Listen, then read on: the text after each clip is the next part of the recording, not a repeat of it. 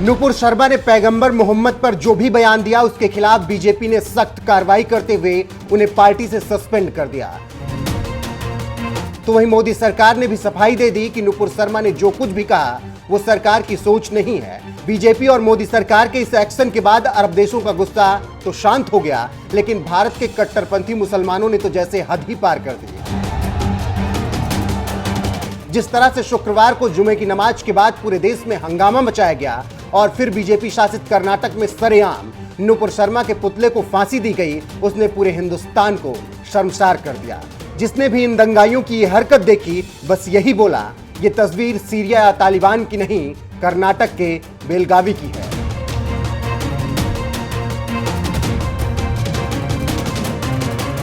ये देश संविधान से चलता है, कानून से चलता है और जो भी गलत करेगा उसके खिलाफ कार्रवाई करने के लिए कोर्ट, कचहरी और कानून है। लेकिन ये बात लगता है दंगाइयों को समझ में नहीं आ रही है, तभी तो वो जब चाह रहे हैं देश में दंगा मचाने के लिए सड़कों पर उतर आ रहे हैं।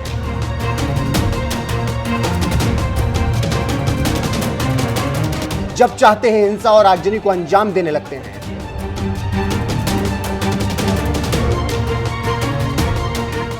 इस देश ने साल 2019 में वो वक्त भी देखा जब नागरिकता संशोधन कानून के नाम पर शांतिप्रिय कहे जा रहे दंगाइयों ने किस तरह से पूरे देश को हिंसा की आग में झोंक दिया था।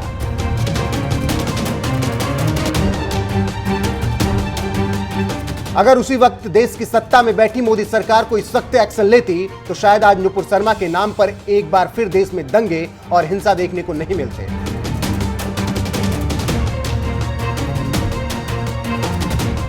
लेकिन उस वक्त मोदी सरकार ने जो नरमी दिखाई उसका नतीजा शुक्रवार को देखने को मिला, जब जुमे की नमाज के बाद सरेआम यूपी से लेकर झारखंड तक, कश्मीर से लेकर कर्नाटक तक देश के कई हिस्सों में इस कदर हिंसा भड़क उठी जैसे मानो देश में कोई कानून ही ना हो।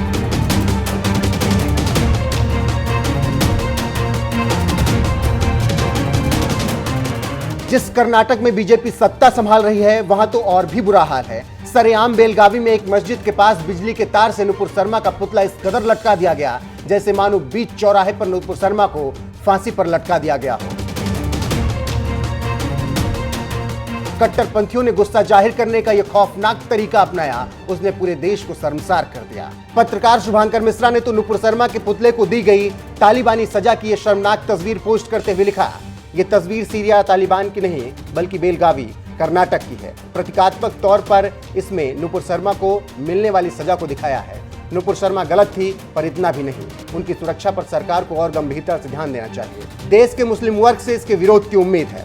बॉलीवुड एक्ट्रेस सलीन चोपड़ा ने इस तस्वीर पर लिखा, ये तस्वीर सीरिया की नहीं, ये तस्वीर पाकिस्तान की नहीं, ये तस्वीर अफगानिस्तान की भी नहीं, ये तस्वीर हिंदुस्तान बेलगावी कर्नाटक की है। जो लोग कह रहे हैं कि एक बयान से भारत की शान मिट्टी में मिल गई, वो जरा बताएं कि इस तस्वीर से और पत्थरबाजी से क्या देश की शान बढ़ गई।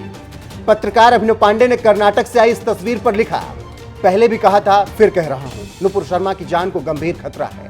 फिल्म मेकर अशोक पंडित ने इस खौफनाक तस्वीर पर लिखा, भीष्म पितामह हस्तिनापुर में एक बेटी का वस्त्र हरण होते हुए देख रहे हैं और धृतराष्ट्र एक असहाय राजा है जिसे सेकुलरिज्म से प्यार है। क्या ये तस्वीर पत्रिकाओं की कवर पेज होगी? क्या यही नया भारत है? बीजेपी शासित कर्नाटक में जिस तरह से नुपुर शर्मा के पुतले को तालिबानी सजा देते हुए फंदे पर लटकाया गया, उस तस्वीर ने लोगों को अंदर से झकझोर दिया, क्योंकि इस तरह से हरकत तालिबान या सीरिया, इराक जैसे देशों में होती रहती है। वैसे तो ये एक पुतला भर था, लेकिन ओवैसी की पार्टी के सांसद इम्तियाज जलील ने तो खुलेआम नुपुर शर्मा को फांसी पर लटकाने की बात कह दी। एनडीटीवी में पत्रकार रह चुके ओवैसी के नेता इम्तियाज जलील ने इस दौरान क्या कुछ कहा, आप खुद सुन लीजिए। इस्लाम जो है वो अमन का मजहब है, इस्लाम जो है वो शांति का मजहब है। यकीनन लोगों के अंदर गुस्सा है, हम भी ये मांगनी करते हैं कि नुपुर शर्मा को फांसी की सजा मिलनी चाहिए करके, वरना अगर उसे आसानी से छोड़ दिया गया तो उसका कोई अंत ही नहीं रहेगा।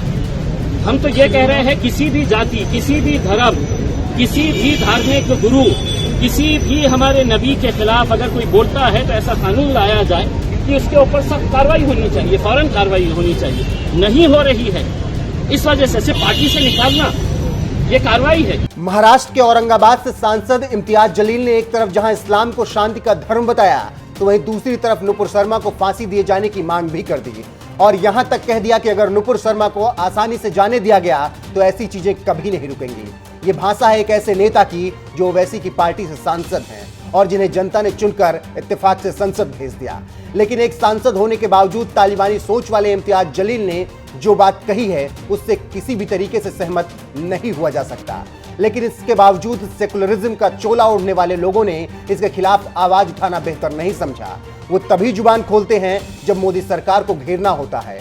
बहरहाल कट्टरपंथी मुस्लिमों के इस हंगामे और हिंसा पर आपका क्या कुछ कहना है? अपनी राय कमेंट में जरूर बताइए।